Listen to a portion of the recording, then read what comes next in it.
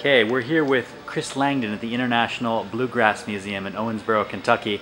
And this is basically, Kentucky's the birthplace of bluegrass. And Chris, if you could just tell us a little bit, how did this museum end up here in Owensboro, and tell me a little about the roots of that? Well, the International Bluegrass Music Association came about around 1985, started through meetings in Nashville, and the group accepted an offer from Owensboro to be the original home of the IBMA. All that started in the late 80s. Around the 90s, around 1990, we started the award show, and there was a trade show. And then in 1991, the International Bluegrass Music Museum was starting to develop. We're located here in the River Park Center complex in downtown Owensboro, Kentucky. And the museum opened full-time around 2001.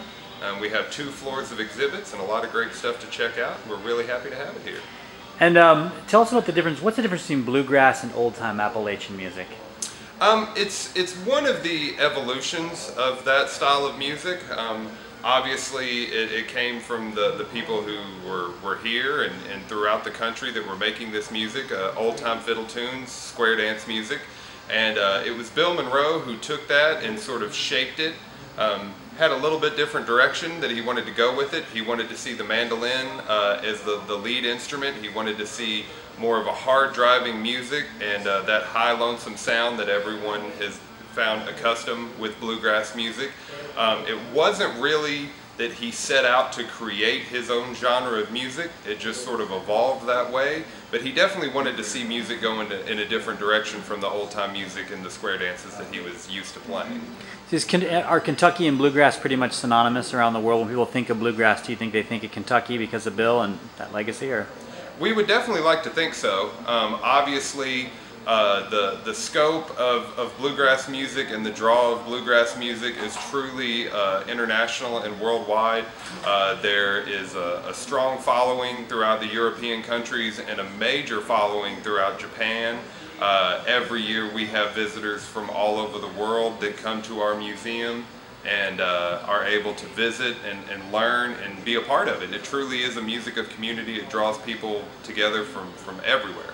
So in terms of like people trying to understand the sound and how it differs from like old-time Appalachian music and other country music, classic country music and stuff like that, is it the mandolin, is it the combination of the fiddles and the accordions, or like tell me about the sound of the instruments played and stuff like that? What makes it distinctive from other types of music? Well, one of the biggest differences between bluegrass and what people consider with traditional country music, a lot of times is percussion.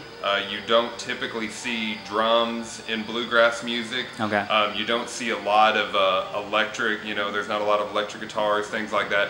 Not to say that in various aspects you don't find those elements, but in a traditional bluegrass band you have guitar, mandolin, banjo, fiddle, maybe a dobro, dulcimer, things like that. But it's typically, string music played acoustically in small tight-knit groups. And that's kind of what sets it apart from country. As far as old-time music and square dance music, it really kind of is an evolution and just a growth of that. There are a lot of similarities, especially in the arrangement of the songs and the types of songs. You still have groups today that are young groups that are very popular, college-age groups that are reinventing classic old-time songs from the 20s and 30s and even before, that are just as relevant in today's world as they were then. They're just reimagined and reintroduced to a whole new generation. Thanks so much. Mm-hmm.